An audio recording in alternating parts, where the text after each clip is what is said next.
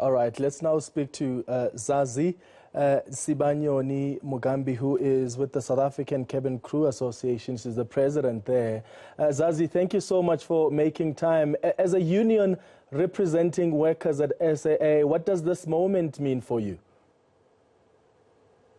Well, good afternoon, Clement, and thank you so much for having me. This moment has been highly anticipated. As unions, we've been calling for this moment from the beginning of the business rescue process. It brought a tear to my eyes just to see the joy in the workers' eyes and the dancing and the happiness, and finally seeing the tail of SAA in the sky.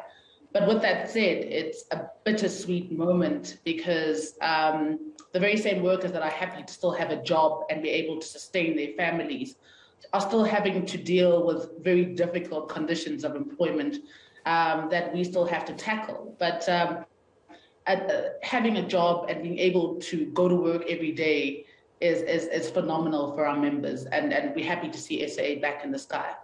Yeah, and I mean, some of your members have really had a difficult time over the last couple of months, and seeing it back in the skies and some of them being able to return to work, certainly that is welcome for them. How many workers, please remind us of how many members and workers you represent who actually lost their jobs, if you've got that number, during the business rescue process over the last year? Well, we represented as cabin crew specifically around 1,400 cabin crew at South African Airways.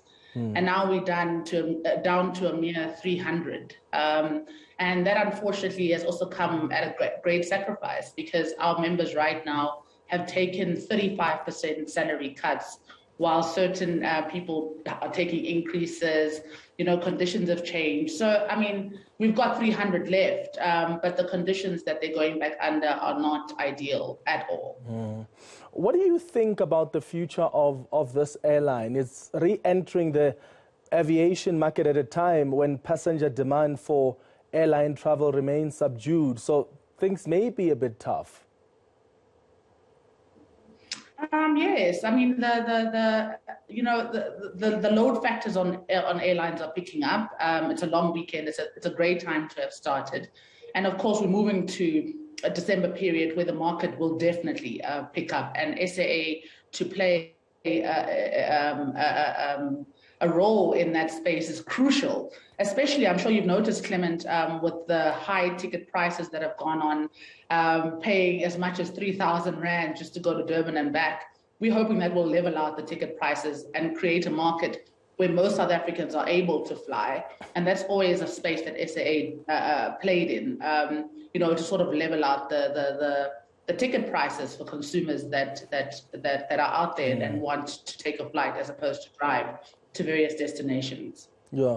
Do you think the Takatso consortium deal with government will be good for workers? I mean, government is giving up its majority ownership. Well, Clement, I don't know whether you know much about what's happening with the Takatso deal. We've been in the same position as we've been in the last 3 months, ever since this deal was announced. It's the biggest mystery to us, and it sits very uncomfortably with us, Clement, as we've said in the past, for an airline to be sold, and thereafter a process of due diligence has taken place, and it's taken place for a very, very long time, which leaves a lot of questions in our heads, especially since the Department of Public Enterprise has said that they had about over 8 bidders in this process. So it shouldn't have taken as long as it has. And for Gideon Novik to come out and say that, they're not part of the startup of SAA, where we are relying very heavily on this 3 billion that has been promised, is worrying. And we have written a letter from our lawyers to them just to get answers around what is this deal really about? How does it affect players like Mango and the subsidiaries? What is the real deal, and why is this taking so long? SAA is now back in the sky, and we're still being told they're finalizing. As you recall, they were finalizing this deal even a month ago. So it's worrying, and we're hoping to get some answers very soon. Yeah. Oh, Zazi, they've been saying they're finalizing for the longest time now. And now they've been explaining that this due diligence process is quite an intricate process, and that's why it's taking so long. Let's hope it will be completed and you'll have some clarity as to what the impact will be on your members. Thanks for making time. Zazi Nsibanyoni-Mugambi is the president of the South African Cabin Crew Association.